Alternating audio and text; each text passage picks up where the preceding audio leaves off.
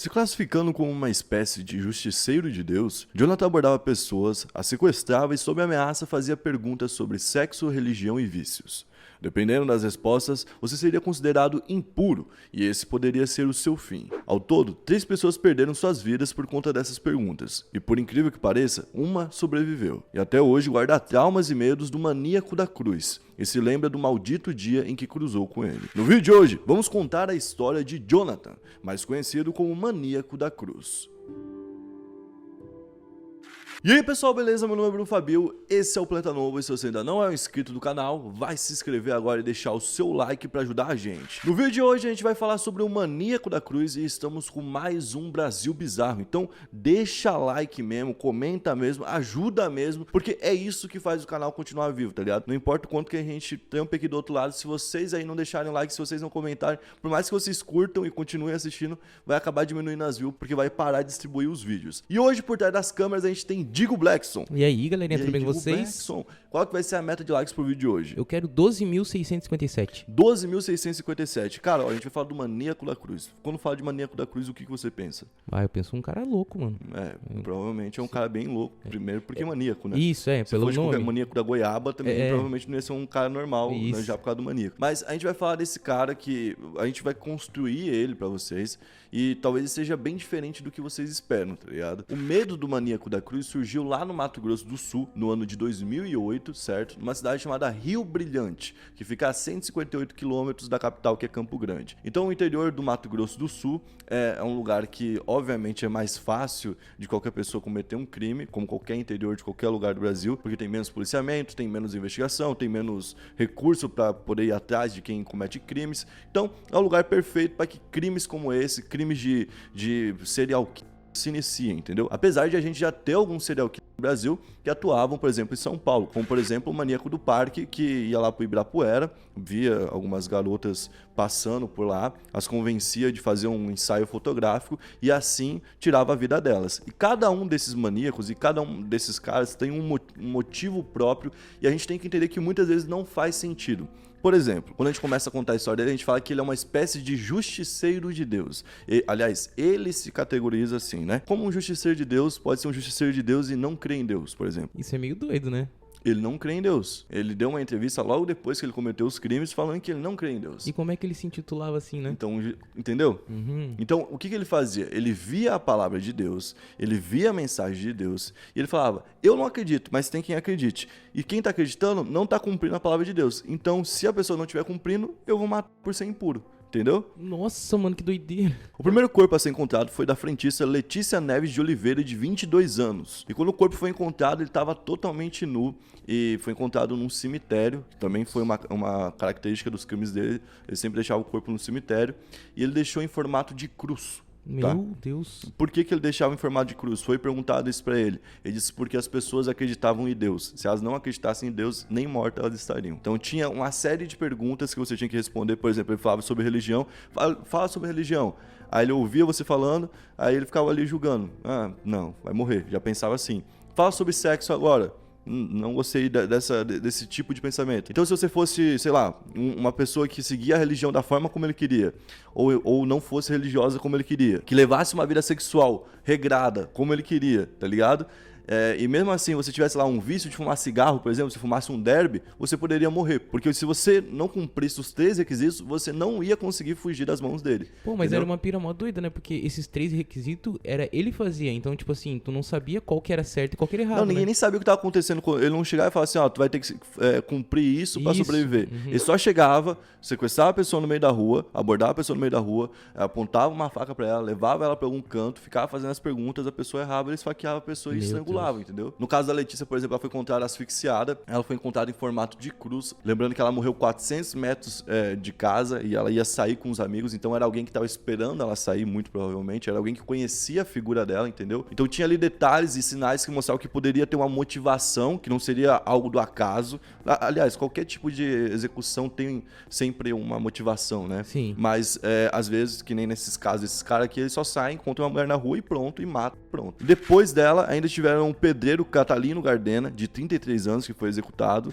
e a estudante Gleice Kelly da Silva, de 13 anos. E todos eles foram da mesma forma esfaqueados ou estrangulados. E deixados em cruz? E deixados em cruz, porque acreditavam em Deus. E, cara, como que surgiu a ideia de maníaco da cruz? Foi por conta da posição que as pessoas eram deixadas, surgiu a lenda, mas ninguém sabia quem que era, não se desconfiava de quem que era, se era uma pessoa, se eram várias pessoas, se era uma seita satânica que estava surgindo, ninguém sabia o que era, só sabiam que alguém ou algumas pessoas estavam se unindo para matar pessoas em específico, sem nenhuma motivação aparente, porque você vê, tinha uma travesti, tinha um pedreiro, tinha uma criança, são pessoas tipo, comuns. Você não tem um padrão, né, assim, tipo, sei lá, se fosse 3 indianos, tá ligado? Se fosse 3 árabes, aí você olhar e falar, opa, é por conta disso aqui, tá ligado? Mas ele mesmo, Jonathan, acabou se denunciando. Por quê? Porque ele tinha 16 anos. Então o cara, tipo, uma hora ia se denunciar. E ele tinha um perfil no Orkut chamado DogHell666, onde ele ficou no perfil da Gleice, que era a menina de 13 anos, comentando várias vezes coisas, e a polícia viu aquilo e desconfiou. Então a polícia tirou o sigilo dele, telefônico, começou a ouvir as ligações dele, e em uma dessas ligações ele acabou confessando algumas coisas, certo? Ele, inclusive, antes de confessar, ficou ligando várias vezes pra Gleice e pras outras vítimas, já sabendo que tava morto, porque é ele que tinha matado, tá ligado? Nossa, mano, que doideira! Ele ficava ligando, e, tipo, era essa a pira dele. Então, ele ficou obcecado pelas pessoas. Tinha, sim, uma motivação. Então, com isso, a polícia foi até ele, conseguiu um mandato pra ir atrás dele. E quando a polícia chegou lá, encontrou uma série de recortes de jornais, igual em filme mesmo, assim. Ele tava se parando e colecionando aquela caça das pessoas, aquele desespero delas, né? Ele tava se nutrindo daquilo, se divertindo com tudo aquilo que era exposto nos jornais. Ele ia guardando, então, esses recortes, sem nenhum medo de ser pego. Você vê, tipo, ele não tinha essa mentalidade de, tipo, preciso fazer o crime perfeito e esconder tudo. Não, o cara tinha um monte de recorte dos jornais do maníaco da cruz em casa. Tu quer algo pra indicar mais que ele do que isso, tá ligado? Além disso, ele ainda tinha uma peça da Gleice com sangue, certo? Tinha a roupa dela com sangue e também tava com o celular dela. Ele já tinha tido tempo pra se livrar disso se ele quisesse. Então, o apego dele era por aquele momento. Você vê, ele gostava de manter aquilo pra ainda se conectar com aquele momento onde ele tava fazendo algo que ele sentiu que gostou muito, entende? Então isso mostra o nível de perigo que ele tem. Apesar de ter sido pego facilmente em casa e já ter sido levado naquela época pra justiça, ele já mostrava que ele ia ser muito perigoso. Tanto que quando ele foi pra cadeia, quando ele foi preso, ele sempre foi um cara que teve que conviver longe dos outros presos. Ele ficava longe, ficava no próprio local, na hora do banho de sol ele ficava no próprio local, sempre totalmente isolado. E uma vez, inclusive, ele chegou a pegar uma vassoura, quebrar essa vassoura e usar como arma pra ir pra cima dos guardas e ir pra cima de outros presos. E cada vez mais eles foram isolando o cara. E lá na área onde só tem solitária, ele dá um jeito de vez em quando uma porta fica entreaberta, de escapar e ir pra cima dos outros, tá ligado? Meu Deus, mano, então, tipo, o cara... ele é desenfreado, tá ligado? Não, ele é muito desenfreado. Teve um caso, por exemplo, que os caras deram uma brecha pra ele tirou a roupa, ficou totalmente pelado, pegou uma marmita que tinha e tacou nos outros presos. Nossa. Tá ligado? E aí, nisso daí, ele fala que não lembra desses momentos. E ele pede pra sair da cadeia. Inclusive, em 2014, ele chegou a fugir da prisão. E vai lembrar que a prisão dele foi um curto período ali na cadeia e depois já foi pro manicômio judicial, por causa que é onde essas pessoas ficam. Inclusive, só existe um tipo de prisão perpétua, que é prisão pro resto da vida, né? Aqui no Brasil, que é dentro do manicômio, porque a pessoa tem que estar preparada para sair, para poder voltar para a sociedade. E se ela não tiver, ela vai ficar para sempre por lá. E ele dá muito indício de que ele vai ficar pra sempre vai ficar pra sempre lá. Por exemplo, teve uma vez que ele tava no refeitório comendo e ele pegou o garfo que ele tava comendo. Obviamente não é um garfo que dá pra matar alguém, porque os caras já sabem quem que é. Mas ele pegou o garfo e ficou ameaçando e falou assim, você acha que eu tenho medo disso aqui? Eu que mando isso aqui, tá ligado? E essa vez que ele fugiu lá em Ponta Porã. Então ele deixou um medo não só no Brasil como no Paraguai. E na época a principal questão que tinha era o seguinte... Como que esse cara, que tava totalmente sozinho, não tinha ajuda de ninguém, ninguém gostava dele, certo? Ninguém que ia cooperar com esse cara, porque imagina a pessoa que vai pensar, não, vou libertar ele. Ele não tinha condição financeira de comprar alguém pra valer a pena. Como que esse cara conseguiu fugir sozinho? Então isso aumentou a lenda na época que ele fugiu ali em 2014.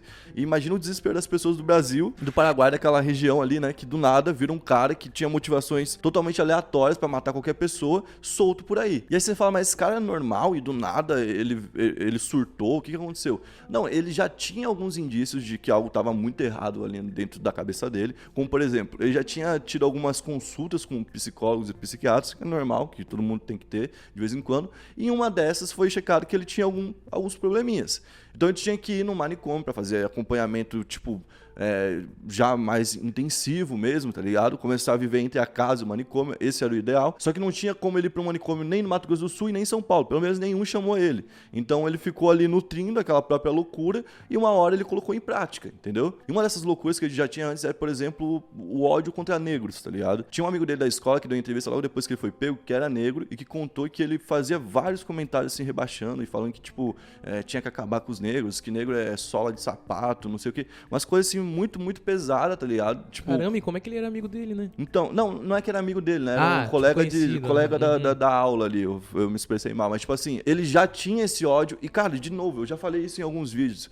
Percebam que é por conta disso que esses caras têm motivação e criam coragem. É nesse tipo de grupo supremacista branco. Por que o cara muitas vezes se sente com tanto ódio da vida? Porque ele se sente melhor que os outros. Ele acha que tem vários argumentos pra, tipo, viver uma vida melhor do que outros que são inferiores a ele, na cabeça dele, estão vivendo. Tá ligado? Então por isso que na maioria é tipo moleque, branco e hétero. Porque ele olha e fala assim, cara, mano, tipo, aquele moleque ali é negro e tem uma namorada, como assim? Tá ligado? Ou então, ó, essa mina ali, tipo, prefere ficar com, sei lá, um moleque que não é focado na vida, que, tipo, prefere esporte do que estudo. Pode ver, sempre é uma pira de exclusão ao máximo, onde o cara vai encontrar inclusão daí nesses grupos terroristas, que tem aí virtuais principalmente, que daí cobram do cara fazer um tipo de evento desse, tá ligado? De matar pessoas. Nessa época, ele tava ele por ele. Mas para pra pensar, ele já tinha um perfil no Orkut com esse nome, e quem bota um nome desse é pra ser encontrado por outras pessoas que estão praticando isso. Simpatizam, né? Então, na época, provavelmente ele já tava em conexão com pessoas pela internet. Mesmo que era lá em 2008, mesmo antes de toda a febre do Facebook, mesmo de ser popular no Brasil todo como é agora, tipo, já tinha gente em conexão pra fazer um mal, tá ligado? Então a internet é um meio de comunicação. Ele não é nem bom, nem ruim. Depende da forma como você vai usar. Por exemplo, o telefone também não tem culpa. O telefone, lá na época da Segunda Guerra Mundial, provavelmente algumas vezes foi usado para falar assim, bombardeia. E 30 mil pessoas morreram em seguida. Sim. Tá ligado? Então você pode falar, porra, o telefone matou 30 mil pessoas. Não, um ser humano matou 30 mil pessoas ali, tá ligado? Tipo, aqui é a mesma coisa. Usou o negócio pro mal, né? A internet também tá sendo utilizada pro mal. No caso desse cara aqui, a gente começa a ver que ele pode voltar pra sociedade. Ele vem, inclusive, contestando isso direto, pra ele voltar. Ele se formou enquanto tava preso, certo? Ele pretende tirar uma pós e assim ele vai realmente conseguir bons argumentos, porque a média dos presos no Brasil não é de alguém que vai lá e se forma quando tá preso. Imagina o cara se forma, faz uma pós, consegue conviver de boa ali por alguns anos, certo? Até porque ele vai estar medicado na maior parte do tempo. Se ele loquear, ele vai ficar medicado, porque tá no manicômio, ele não tá na cadeia, certo? E aí ele consegue ter bom comportamento por alguns anos, por conta da medicação, tem uma evolução realmente ali como sujeito e vai voltar para as ruas. Só que quando ele voltar para as ruas, será que a gente não vai estar fazendo igual os irmãos lá de Nova Friburgo, por exemplo? Ou então igual o Chico Picadinho, que também voltou pra rua e matou de volta, e ele avisou que ia matar. Será que a gente não vai estar fazendo, tipo... Porque daí, cara, uma pessoa que fez isso com essas motivações, eu não consigo realmente acreditar que ela vai voltar a ser boa, tá ligado? Sei lá, se o cara tivesse chegado em casa, tinha um ladrão roubando, ele deu um tiro no cara, aí, tipo... Pô, o cara matou alguém, mas, tipo, foi numa situação muito específica. Foi uma escolha errada. Foi uma escolha ali, tipo, que foi... Entendeu? Foi um momento muito complexo. Ele tava, de alguma forma, encurralado pra fazer aquilo. Aí eu entendo, tá ligado? Eu entendo o cara voltar pra sociedade de boa, fazer a vida dele, porque o cara não foi ruim, tá ligado? Só que aqui, olha que doideira, o cara nem era religioso, se preocupava com a religião dos outros, se preocupava com a sexualidade dos outros. E aí você vê, por exemplo, o Catalino, que era o pedreiro que foi executado, por exemplo, era alcoólatra e homossexual, segundo ele. Então essas seriam as motivações para que ele fosse executado, né? E a Gleice por ser usuária de drogas. Vai lembrar que a Gleice tinha 13 anos e a gente tá falando de uma pessoa que consegue pensar num jogo para botar a vida de alguém em risco. Então, tudo que ele tá falando aqui também a gente não sabe até onde realmente é válido ou não, e também não é motivação para nada, não é argumento para nada, tá ligado?